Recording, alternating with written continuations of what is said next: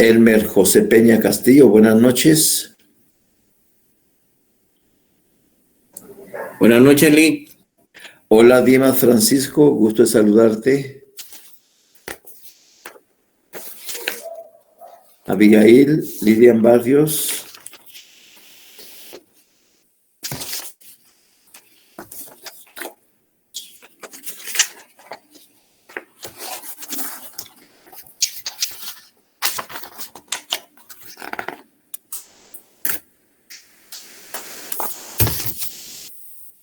Muy bien.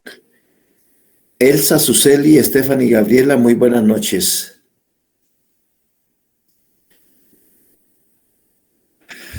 Vamos a iniciar con alguna información de carácter general. Se habrán dado cuenta que los que se sometieron a la primera retrasada, el día de hoy se les subieron las notas. No lo habíamos hecho simple y sencillamente porque no teníamos la autorización para ello. El día de ayer, Dick Cáceres, el jefe de procesamiento de datos, nos mandó una nota a los profesores indicando que podíamos apoyar y subir las notas, aunque sea al Classroom, ¿verdad? Eso lo hicimos. Si alguno de ustedes no ha pagado esa primera retrasada, les sugiero que la cancele y que mande su recibo a la coordinación. Porque en el momento en que ya el sistema operativo de la facultad esté funcionando adecuadamente, nos enviarán a nosotros los listados oficiales para que ingresemos esas notas. Pero si alguien que se examinó, pero que no canceló los 10 quetzales, no le van a subir la nota. Y eso se va a volver un problema para ustedes. Tiene que, por favor, consejo sano, si ganaron el curso, felicitaciones. Si no lo ganaron, el próximo lunes 26, en horario de las 8 de la noche, se estará realizando el segundo examen de Derecho Constitucional de la retrasada. La segunda oportunidad de retrasadas. Ya pueden generar, algunos coordinadores. Nosotros solo tenemos una coordinadora, que es la doctora Rosario Gil. Ella es nuestra coordinadora. A ella ustedes le tienen que, o al correo de la coordinación de tercero y cuarto semestre, que lo trabaja la Lorenita. Ella pues se encargará de remitirlo a donde corresponde, ¿verdad? Nosotros ya cumplimos, me imagino creo que tengo entendido que algún profesor es el único que está pendiente de subirles notas. Tendrá que hacerlo a más tardar mañana. Mañana tendrá que hacerlo, ¿verdad? Pero, insisto, lunes 26 a las 5 de la tarde, segundo examen de retrasada, jornada vespertina. Y a las 20 horas, 8 de la noche, examen de jornada nocturna. Segunda oportunidad de retrasada de Derecho Constitucional. Los exámenes son 26, 27, 28, 29 y 30. Toda la semana, uno diario, en el horario que les estoy indicando. Ya le subí la hoja 14. ¿Ya? Melissa Rivas, dime. Buenas noches, licenciado. Fíjese que yo tengo una duda con referente a la noticia que acaba de dar. Fíjese que cuando yo ingresé a la página para sacar la boleta de pago para poder pagar la retrasada, no me aparecen así los cursos Espérate. del semestre que necesito pagar, sino que solamente me aparece un como recibo general que dice primera retrasada y no dice nada más. No Entonces no importa. sé, Lo no importante es importa. que pagues. No, no importa. Aunque no te asigne la sección o el curso, eso no importa. Lo importante es que canceles. ¿Ya? Entonces con ese recibo me cancelaría las clases de las que me hice la retrasada. Sí, O sí. como ¿Cuántas retrasadas llevas? llevo las del semestre completo. A las 5. Ujú. Bueno, entonces lo único que tienes que hacer es pagar tus 50 quetzales, creo que son 10 quetzales por retrasada, y esa copia, lógicamente al llegar a la coordinación, ellos la enviarán a procesamiento de datos, de ahí sabrán que estás pagando 50 quetzales porque llevas los 5 cursos de retrasadas, ¿ya? Ahí no veo yo ningún inconveniente. Aunque el recibo solo diga 10 quetzales, porque No, solo tiene que ser 10 por cada clase. es que no me aparecen las clases, solo me aparece uno que dice primera retrasada, Pues primer entonces pagas 5 recibos de 10. 5 recibos de 10. O Sí, sea que pues, imprimo ese mismo recibo 10 veces y pago ese mismo recibo 10 veces. Pues sí, ¿verdad? Porque saca diferentes órdenes de pago. no tenés que generar 5 recibos. 5 recibos y para Sí, poder pagar las 5 clases. exacto. Ah, Así ya. es. Licenciado, buenas noches. Solo Buenas noches, Lidia. para comentarle a la compañera, yo envié un correo a coordinación por esa misma situación y ellos ya me respondieron y de hecho acabo de entrar al link que ellos nos dieron y sí aparecen las opciones de las materias que debemos cancelar, que ya nos habíamos dicho Excelente, que no pudimos cancelar. excelente. Ahí está entonces Melissa, ¿ya? Y dice Carlos Flores que sí se puede agregar los cursos de la primera retrasada. Excelente, ahí está. Lo importante es que lo haga. Dice enviar ese link. Emilsa te está pidiendo, Lilian Barrios, si le puedes enviar el correo o el link para que ellas puedan comunicarse, por favor. Con gusto, yo los voy a enviar al grupo que tenemos de WhatsApp. Va, muchísimas gracias. Bueno, solucionado ese problema. No lo dejen para después. Después se les olvida y se les complica la existencia.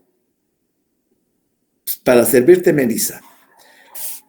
Les contaba entonces que se les subió ya la hoja 14, la penúltima, que se refiere a la inconstitucionalidad de leyes, reglamentos y disposiciones de carácter general. Comprende los artículos del 133 al 142 y únicamente tiene 10 preguntas. El próximo lunes se le sube la última hoja, la 15, y el miércoles 28 le subo la última comprobación de lectura, los sistemas de justicia constitucional.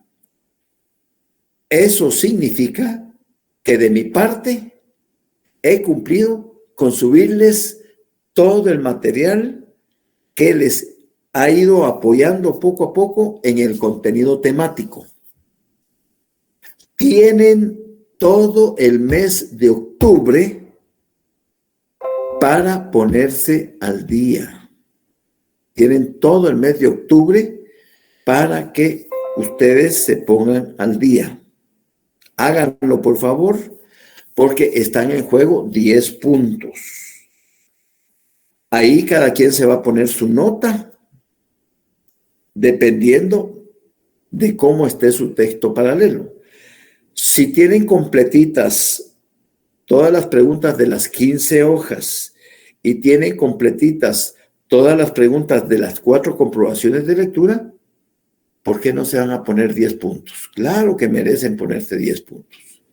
Pero si están incompletas algunas preguntas, no respondieron algunas, pues no merecen 10, 9. Si no hicieron una hoja de trabajo, no hicieron una comprobación de lectura, pues pónganse 6, 7. O sea, esa ya es una cuestión ética. es una cuestión ética de cada uno de ustedes. Porque en un momento dado, ustedes, al ejercer la profesión, pueden ser fiscales, pueden ser jueces de paz, pueden ser defensores públicos, etcétera, etcétera. Y van a tener que conducirse con la ética. Ian Alejandro. ¿Qué tal? Buenas noches. Buenas noches. Mire, le quería hacer una pregunta. ¿Los exámenes para qué fecha están? Los segundos parciales. Ajá, ¿para qué fecha están programados? Ahorita de eso voy a hablarles. Como segundo tema, con 15 días de antelación. Es decir, el miércoles, apunten eso, por favor, en su cuaderno, apúntenlo, por favor. El miércoles 5 de octubre iniciamos segundos parciales y comenzamos con nuestro curso, con Derecho Procesal Constitucional. Jornada vespertina a las 17 horas, jornada nocturna a las 20 horas. ¿Qué material va a ser objeto de evaluación para ese segundo parcial? Apúntenlo, por favor. Recuérdense que con 15 días de antelación se los estoy informando. 1. De la comprobación de lectura número 2, de la pregunta 51 al final, eliminando la pregunta 61. Esa táchenla. La pregunta 61, táchenla, por favor, que no tiene razón de ser. Tachen. Entonces, de la pregunta 51 a la 75 de la comprobación 2, las incidencias procesales en el amparo. Hojas de trabajo 6, 7, 8, 9, 10, 11. Es decir, de la hoja 6 a la hoja 11. Y, por último, la comprobación de lectura número 3. La comprobación de lectura número 3. Eso va a ser objeto del segundo parcial. Vienen 30 preguntitas de a centavo. Así es de que no va a haber inconveniente con ello. Ahorita te doy la palabra, William. Solo termino esto.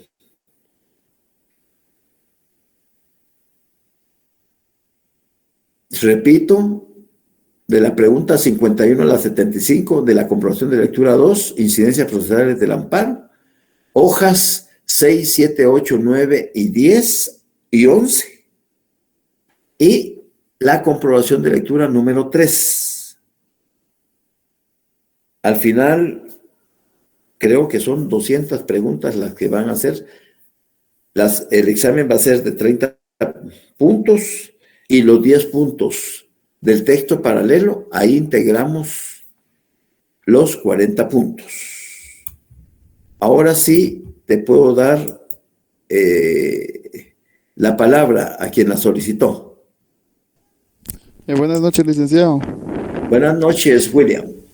Solamente para confirmar los que van a venir al examen, licenciado, pero ya están. Muchas gracias. Para servirte, William, pero te lo reitero. De la comprobación de lectura 2, de la pregunta 51 a la 75. Exacto. Hojas 6, 7, 8, 9, 10 y 11. Y la tercera comprobación de lectura. Muchas gracias, licenciado, muy fino. Para servirte. Muchísimas gracias por la infolic. ¿Cómo no, Ian? Para servirte. Así es de que les dejo todo el mes de octubre para que aquellos que van un poco rezagados en su texto paralelo logren ponerse al día. Ya eso ya es responsabilidad y tarea de cada uno de ustedes. Muy bien. Nuestro tema de hoy es la sentencia, pero les voy a hablar, casi les voy a hablar de todo lo que hemos tratado del amparo para que al final aterrice en el artículo 42 de la sentencia. O puedo cambiar la dinámica. Pregunten ustedes y yo les voy explicando sus dudas en relación a lo que es el amparo. Así que se los dejo a discreción de ustedes. Si ustedes me preguntan, tienen dudas, entonces yo comienzo, luego resuelvo otra y otra y otra, o les hago una síntesis de todo lo que hemos hablado, platicado en las clases para llegar a aterrizar a lo que es la sentencia. Y luego leer el artículo 42 de la sentencia, que es lo que nos interesa el día de hoy, donde al final del análisis de su experiencia, del estudio doctrinal, jurisprudencial, el juzgador va a otorgar el amparo o lo va a denegar. ¿Qué dicen? Buenas noches, Lick. Yo siento que está mejor la síntesis que usted habla. Muy bien, vamos a escuchar a Byron. Sí, yo apoyaría lo mismo, licenciado. Sería interesante escuchar su síntesis y así pues ir formando ideas y al mismo tiempo conclusiones de lo que hemos venido aprendiendo. Me parece. Muy bien, pues ya por mayoría ya se animaron Dairin y Byron, entonces con mucho gusto lo vamos a hacer. Melissa, dime. Melissa. Buenas noches, Lick. Buenas noches. Solamente la casación solamente cabe en la exhibición personal, ¿verdad? En amparo y en inconstitucionalidad, eso no es como que apelable o algo así. ¿Cómo así? ¿Cómo así? La casación. Sí, es que la casación la mencionan en la exhibición personal, ¿verdad? Perdón, en la inconstitucionalidad de leyes. Entonces mi pregunta era si en la sentencia del amparo ya cabe la casación ahí al final o no. No. La casación es un recurso, es un medio de impugnación de carácter extraordinario, ¿ya? Pero que está contemplado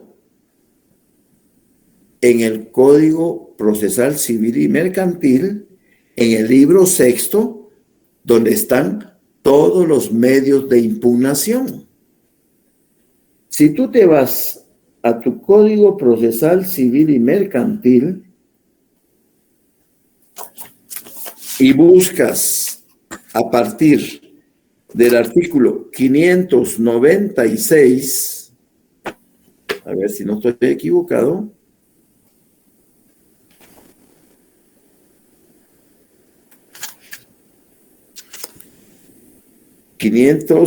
libro sexto, impugnación de resoluciones judiciales. A partir del artículo 596 comienzan todos los medios de impugnación de carácter civil y mercantil. Entre ellos tenemos aclaración y ampliación, tenemos la revocatoria y la reposición, tenemos la apelación, tenemos la nulidad y tenemos la casación. Es decir, el artículo 619 del Código Procesal Civil y Mercantil indica en cuanto a la legitimación, los directa y principalmente interesados en un proceso o sus representantes legales tienen derecho de interponer recurso de apelación ante la Corte Suprema de Justicia. El escrito puede entregarse al tribunal que dictó la resolución recurrida o a la Corte Suprema y deberá contener, además de los requisitos de toda primera solicitud, bla, bla, bla, bla, lo que dice ahí. Procedencia, artículo 20.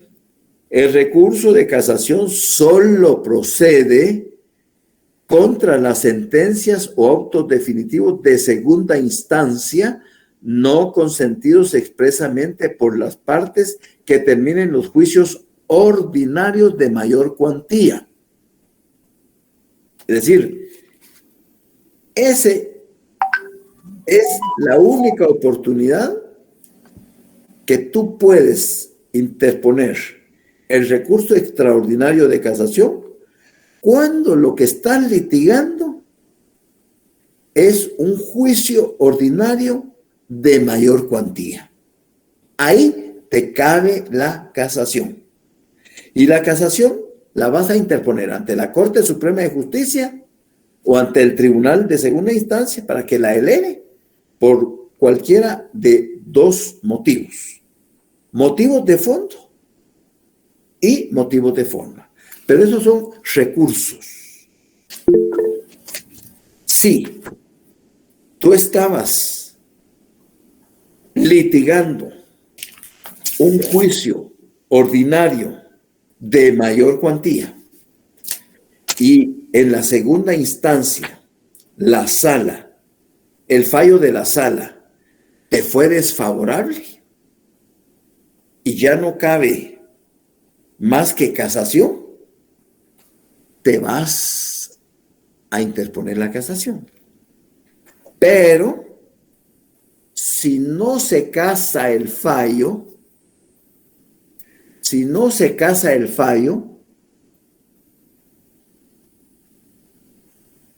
significa que fue declarada sin lugar la misma, la casación.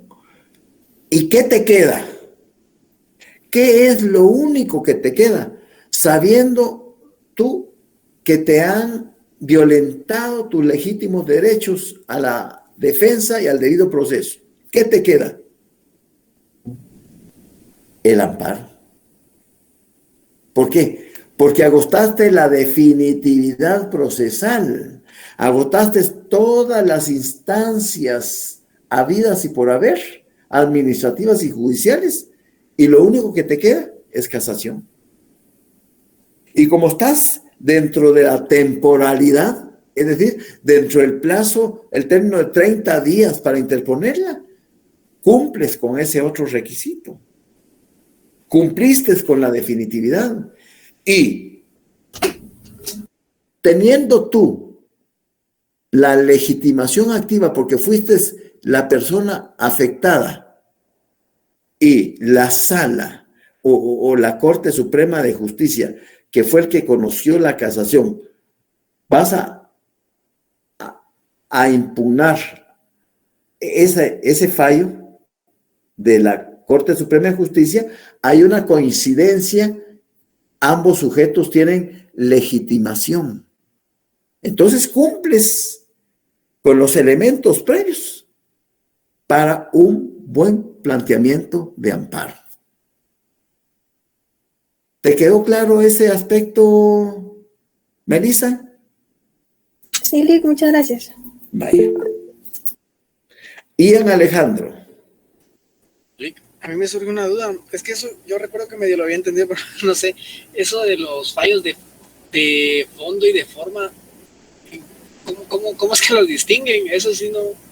Bueno, eso está. Es que como ustedes no han llevado procesal civil y mercantil y tienen razón, no tienen conocimiento de eso.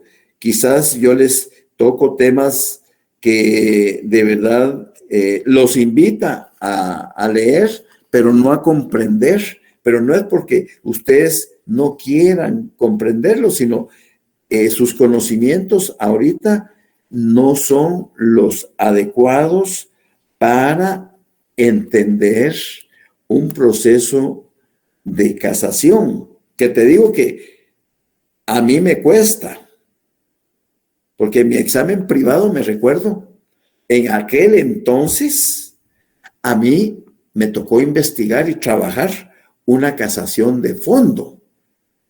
Y yo jamás en mi vida, en el curso, el profesor de civil y de procesal civil, jamás me enseñaron. Y quien me examinaba en ese entonces, que en paz descanse, el licenciado Rubén Contreras Ortiz, quien había sido nuestro decano también, y era el mejor o uno de los mejores profesores en materia civil. Y él era el que me iba a examinar.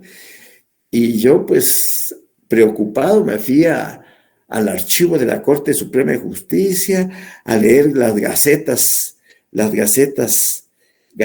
y casos de... Pero me quedaba igual que ustedes. Me quedaba en el aire porque no traía ese fundamento.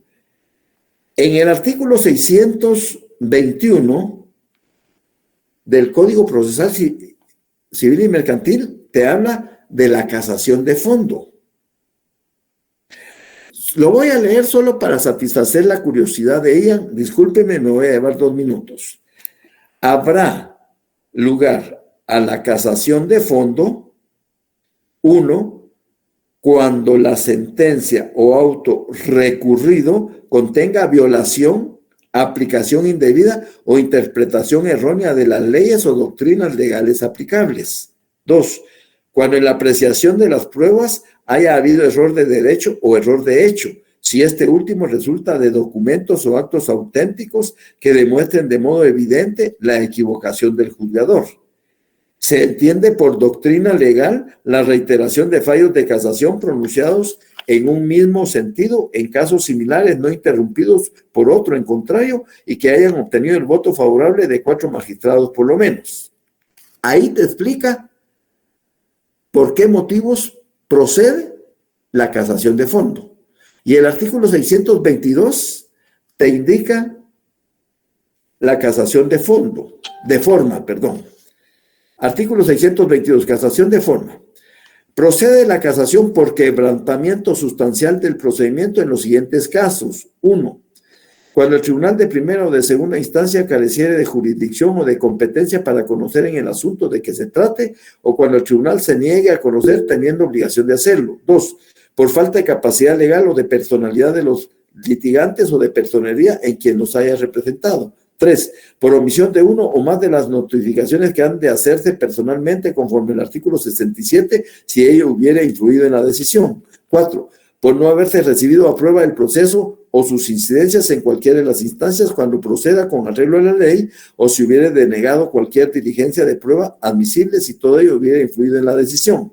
5. Cuando el fallo contenga resoluciones contradictorias si la aclaración hubiera sido denegada. 6. Cuando el fallo otorgue más de lo pedido, ultra petit, ¿verdad? O no contenga declaración sobre alguna de las pretensiones oportunamente deducidas si hubiere sido denegado el recurso de ampliación y en general por incongruencia del fallo con las acciones que fueran objeto del proceso. 7. Por haberse dictado la resolución por un número de magistrados menor que el señalado por la ley o por magistrado legalmente impedido. Entonces, esas son las 2 formas en que procede la casación, por motivos de fondo, y ahí te indica, y por motivos de forma.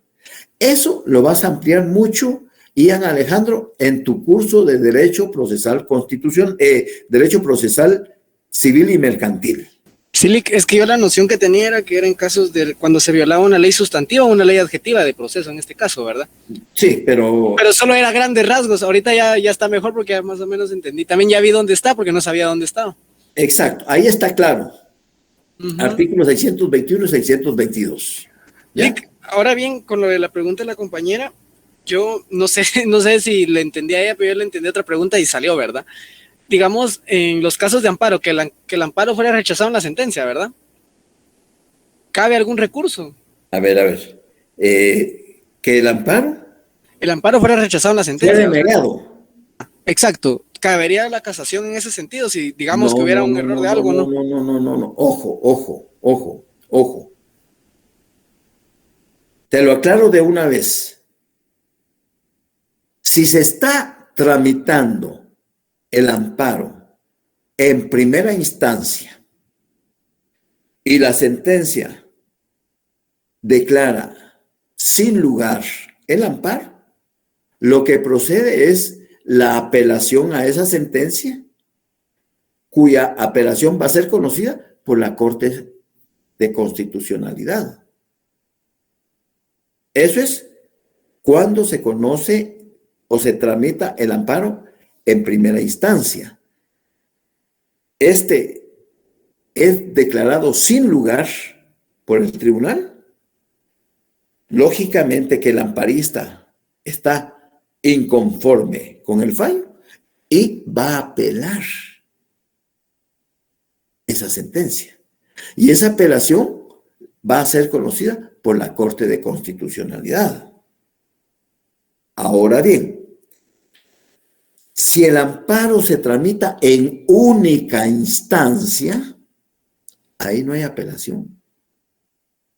Ahí no hay apelación. Ahí lo que dictamine la Corte de Constitucional lo declara con lugar o sin lugar y ahí se murió la flor. ¿Queda claro? Sí, lo que pasó fue que yo le entendí a la compañera, pensé que eso era lo que estaba preguntando, después dije no, pero gracias, ahora ya, igual me sirve lo que acaba de decir, ya le comprendí mejor. Bueno. En este caso sería solo apelación y en el caso que fuera primera instancia, no en correcto. La única instancia. Ahora Melissa me sorprendió con su pregunta porque no le encontré asidero a la pregunta, pero no sé si sigues con la duda o se te aclaró un poco la situación, Melissa. Ya no, solamente era la duda porque yo leí que en la inconstitucionalidad de leyes decía que se podía realizar en casación, o no sé si yo lo leí mal, pero lo leíste mal. Lo que pasa es que no hemos tocado el tema de la inconstitucionalidad de leyes, pero te lo voy a aclarar ahorita. Te lo voy a aclarar ahorita para que no te quede la duda. Vayámonos a nuestra Constitución y busquemos el artículo 266. 266. Ahí es otra garantía constitucional que todavía no la hemos tocado, porque solo hemos estado entretenidos con el amparo. ¿Ya? Entonces dice el artículo 266, inconstitucionalidad de las leyes en casos concretos. Cuando se habla de casos concretos, es porque Juan Pérez, actor, y María López, demanda, entablan un litigio en un tribunal de primera instancia, por decir algo. Son casos concretos porque si alguno de ellos dos acude a la inconstitucionalidad de leyes a casos concretos o invoca ante el tribunal que está conociendo su litigio, invoca la inconstitucionalidad, entonces lo que dice el artículo es lo siguiente. En casos concretos, en todo proceso, en cualquier proceso, de cualquier competencia jurídica, puede ser de familia, puede ser ejecutivo, puede ser oral, puede ser ordinario, puede ser sumario, puede ser contencioso, puede ser tributario, en cualquier proceso, de cualquier competencia o jurisdicción, en cualquier instancia y hasta en casación. ¿Cuántas instancias hay en Guatemala? 2, primera y segunda instancia, y hasta en casación. Es decir, en el caso que te estaba poniendo del juicio ordinario de mayor cuantía, se agotaron las 2 instancias y están peleando en casación. Está peleando en casación el recurso extraordinario. Entonces, y hasta en casación, ¿ya? Y hasta antes de dictarse sentencia. La Corte Suprema de Justicia va a dictar la sentencia favorable cuando casa la sentencia. Entonces, ahí dictó sentencia favorable. Pero cuando no casa, la casación no prosperó. Entonces, en casación, y hasta antes de dictarse sentencia, las partes, Pedro y María, podrán plantear como acción, como excepción o como incidente la inconstitucionalidad total o parcial de una ley. Y el tribunal de dar, están litigando, pero alguno de los dos sujetos, Pedro o María, a través de sus abogados, creen que se está violentando el debido proceso y procede la inconstitucionalidad de la ley, la pueden plantear ante el mismo tribunal. ¿Ya? Ahí no es amparo. Lo que le están diciendo al juez en la inconstitucionalidad de casos concretos es: señor juez, por favor, no me aplique los artículos X y Y y Z, porque al momento en que usted me aplique el artículo X, Y y Z, va a violentar mi derecho a la legítima defensa. Por lo que le solicito atentamente que no observe la aplicación de los artículos X, Y y Z. Entonces, como está, el proceso se ha venido ventilando y está en casación, porque es un juicio ordinario de mayor cuantía.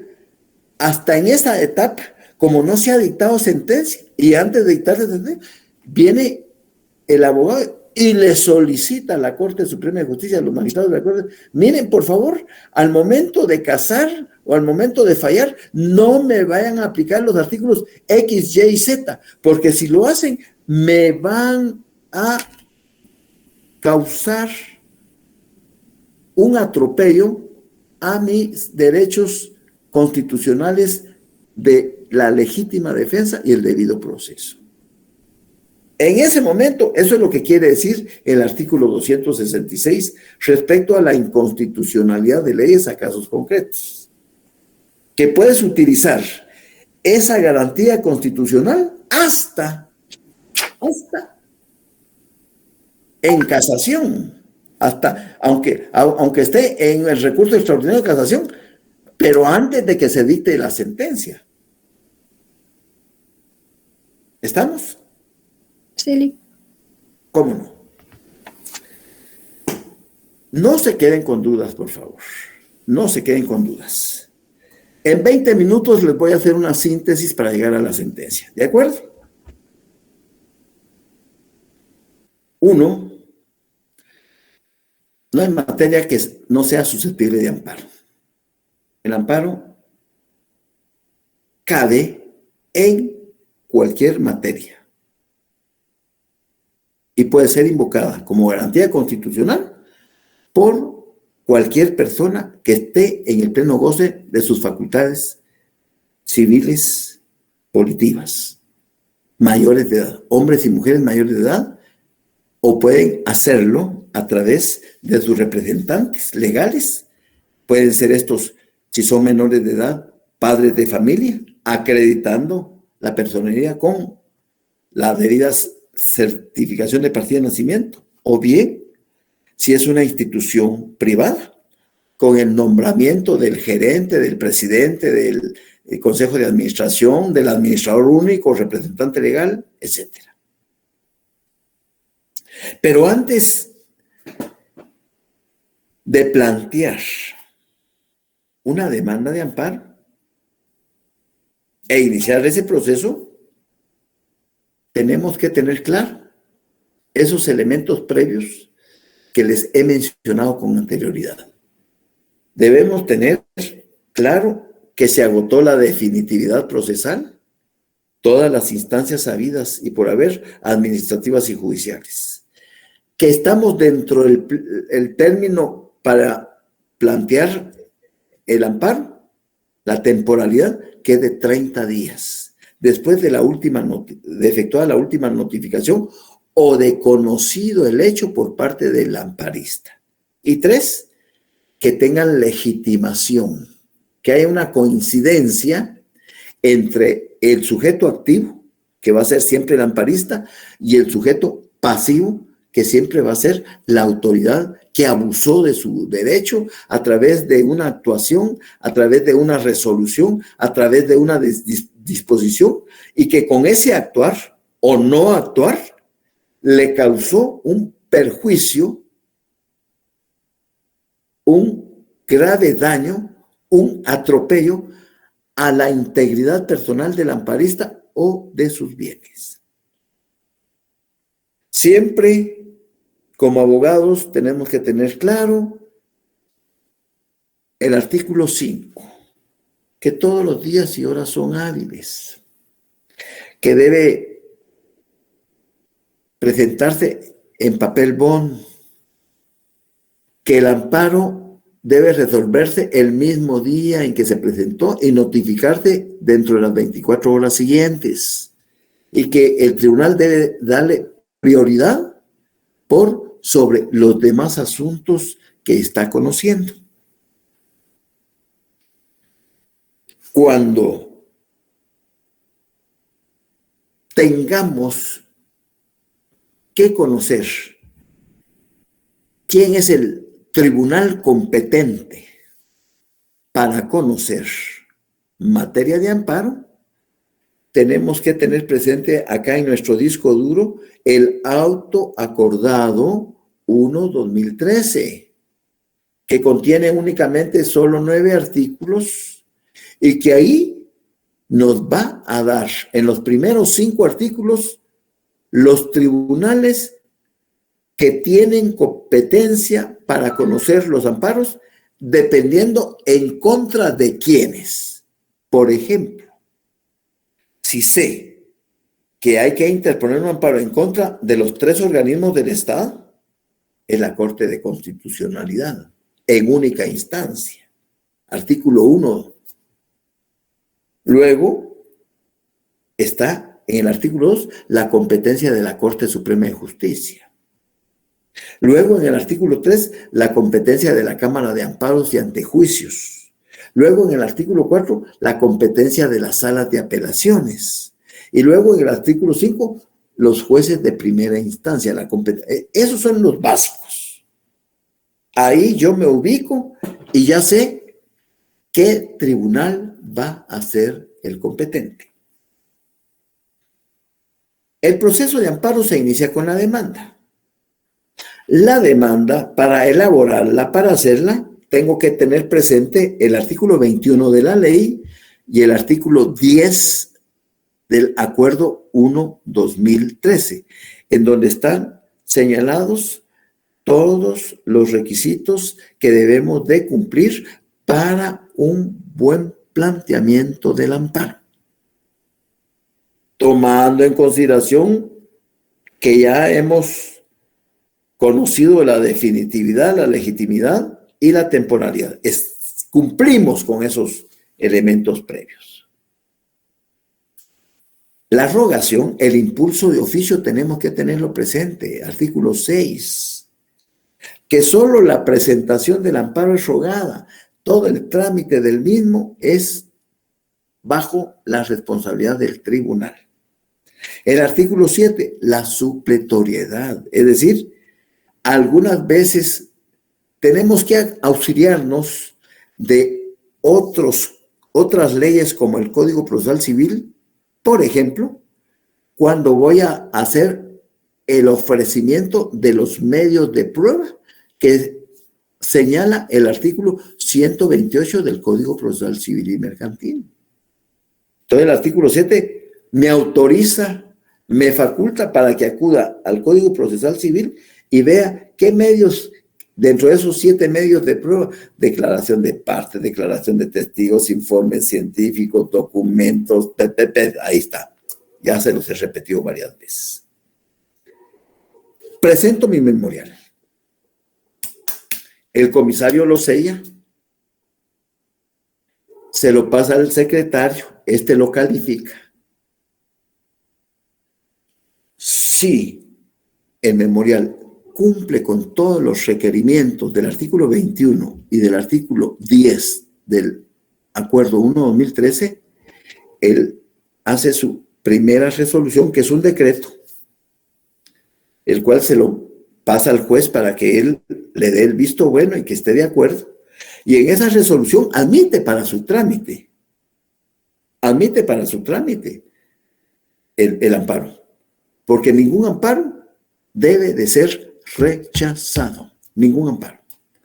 Si hay algún previo, porque no se cumplió con una de las formalidades, como consignar un apellido, consignar la edad, el estado civil, el domicilio, el lugar para recibir notificaciones, el número de colegiado del abogado, cualquiera, pues se le señalan 3 días para que subsane ese previo al amparista. Ya subsanado, entonces emite otro decreto en donde se admite para su trámite. Pero en esta resolución lo que hace es mandar a pedir los antecedentes o el informe circunstanciado a la autoridad recurrida, dándole un término de 48 horas para que haga llegar los mismos. La autoridad recurrida, la autoridad impugnada, la autoridad en contra de quien se interpuso el amparo, cumple dentro del término de 48 horas. Ya el tribunal tiene los antecedentes. Y ya teniendo los antecedentes, emite un auto, que es una resolución judicial en donde decide o no otorgar el amparo provisional. Todos los abogados litigantes siempre van a solicitar que se les otorgue el amparo provisional. La mayoría de jueces no lo otorgan. Pero hay casos extraordinarios en donde oficiosamente, aunque no se solicite por el amparista el amparo provisional, de oficio el tribunal puede otorgar el amparo provisional. ¿Qué es el amparo provisional? Es una medida precautoria que va dirigida a suspender el acto, la resolución, la disposición que emitió esa autoridad en contra de quien se está interponiendo el amparo, para que lo deje en stand-by. Momento, le dice el juez, mire, amparé provisionalmente al señor fulano de tal, al solicitante. Usted no me toca eso hasta que yo lo decida en sentencia, o bien en el devenir o en el tramitar del amparo. En cualquier momento el juez está facultado para revocar esa medida precautoria, ese amparo provisional. En ese auto, aparte de, dice, no se otorga el amparo provisional, y no lo otorga. No lo otorgó. Luego, corre vista, es decir, el mismo juego de antecedentes con documentos y todo, se los hace llegar a los sujetos procesales. Ese es cuando les corre la vista. Y les concede un término común de 48 horas a los sujetos procesales. Llámese Ministerio Público, llámese amparista, llámese autoridad recurrida, llámese tercero interesado si es que lo hay, o cualquier otro sujeto procesal que el tribunal lo considere oportuno, que tenga interés directo en las resultas de ese amparo. Hayan transcurridos las 48 horas, hayan o no hecho las alegaciones, presentados sus alegatos, los sujetos procesales, el tribunal debe de resolver. Pero, si hay hechos que probar, si hay hechos que investigar, si hay hechos controvertidos, obligadamente el tribunal deberá abrir a prueba el amparo por el perentorio término de 8 días, comunes para todos los sujetos procesales. Concluido el periodo de prueba, si ninguno de los sujetos procesales pidió día para la vista, el juez debe dictar sentencia dentro de 3 días siguientes. Caso A. Caso B. Se abrió prueba, se diligenció la prueba y uno de los sujetos procesales pide señalamiento para el día de la vista. Entonces el juez señala una audiencia para que los sujetos procesales aleguen de palabra por 15 minutos relacionado con el diligenciamiento de las pruebas. Cada uno de los sujetos va a decir, mire, no se tome en cuenta, no vale, no sirve, o sí vale la pena, tómelo en cuenta, o sea, porque uno de los sujetos procesales, terminado el día de la vista, 3 días después, dicta sentencia. Pero el tribunal no está muy convencido todavía, a pesar de que se señaló día de la vista. Y como el artículo 36 de la pesquisa de oficio dice, no, yo voy a dictar un auto para oficiosamente. Aquí es oficiosamente por parte del tribunal. Yo voy a dictar un auto para mejor fallar porque necesito que venga tal documento o que me envíen, que venga tal personaje para que me aclare ciertos asuntos, porque todavía no estoy convencido. Yo necesito todas las herramientas para dictar mi sentencia apegada a derecho y no quebrantar o lesionar derechos constitucionales a cualquiera de los sujetos procesales, sujeto activo o sujeto pasivo. Entonces, dicta un auto para mejor fallar, 3 días después de concluir, dicta su sentencia. Pero resulta que hay una facultad muy especial del tribunal en donde no hay hechos controvertidos que investigar. No hay hechos que analizar. Porque lo que se está discutiendo es una interpretación errónea de la ley, por decir algo. Es algo muy subjetivo, que según el amparista, el juez le dio un significado equivocado al contenido de la norma. Y ese es el objeto de la interposición de su amparo. Entonces viene el tribunal, como no hay hechos controvertidos, releva de la prueba a los sujetos procesales. Señores, no hay apertura a prueba. Y notifican esa resolución. Al notificar esa resolución de relevo de la prueba a los sujetos de los procesales, cualquiera de los sujetos procesales puede solicitar que se señale día y hora para la vista. En este momentito, al solicitarla, es arrogación, a petición de parte. Elaboro un memorial, señor juez, en virtud que se relevó de prueba en el presente amparo. Solicito se sirva a señalar día y hora para que pueda hacer mis alegaciones de viva voz. Entonces el juez obligadamente señala día y hora para la vista y dentro de los 3 días siguientes dicta la sentencia. Así es sencillo. Llegamos a la sentencia. Ahora nos vamos a ir a la página 170. Eso es lo que yo les acabo de explicar brevemente. Numeral 7, segunda audiencia.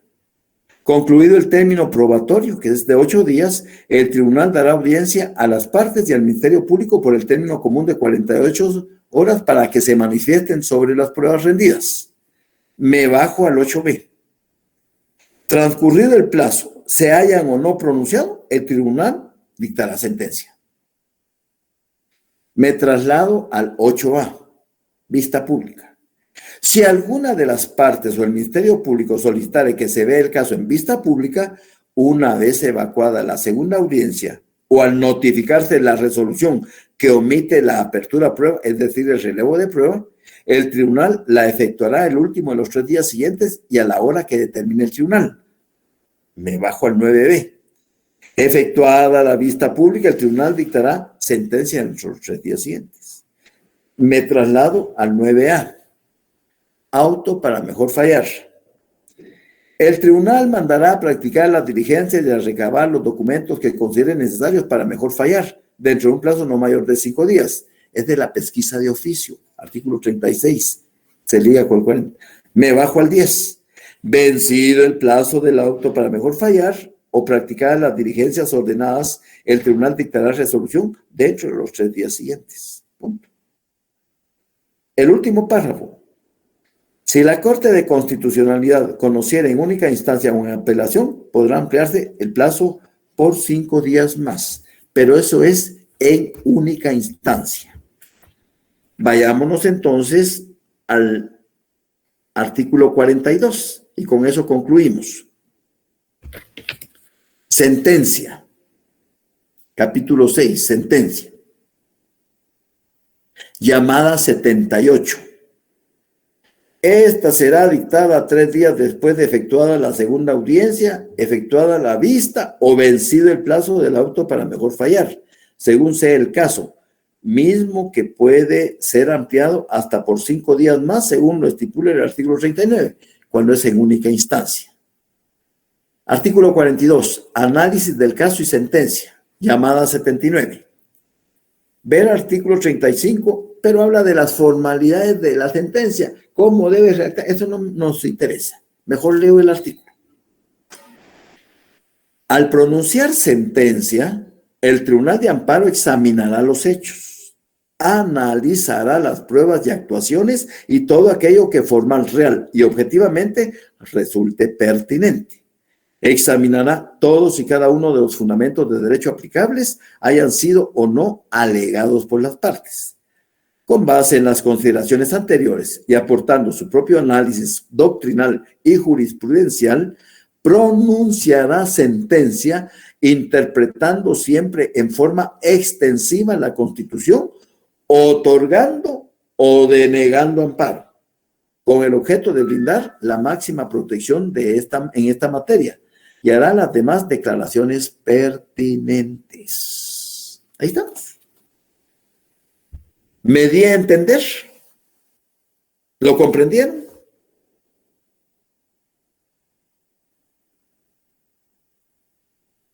Sí, Lick, muy bien. Sí, Lick. Bueno. Sí, licenciado. Muy bien, Evelyn. Entonces, que pasen una feliz noche. Darlene. Feliz noche. Sí, está comprendido. Muy bien. Sí, Lick, muy buena la explicación. Muy bien. Entonces, gracias, Lick, que te voy a ver en el bus. Saúl Francisco, un feliz fin de semana y por favor, comencemos a acelerar, a meter el acelerador, porque este segundo arrancón estamos jugándonos 30 puntos más. Les deseo una feliz noche. Que descansen. Gracias, Feliz Lick. noche, Lick. Feliz noche, licenciado. Gracias, Buenas Lick. noches, Patricio. Cuídate. Feliz noche. Buenas noches. Feliz noche, Lee, cuídese mucho. Igualmente, un abrazo para ustedes. Ay, Saúl, llegando a su casa el pobre. Pero Feliz noche, Lick. buenas noches, Maite. Un abrazo.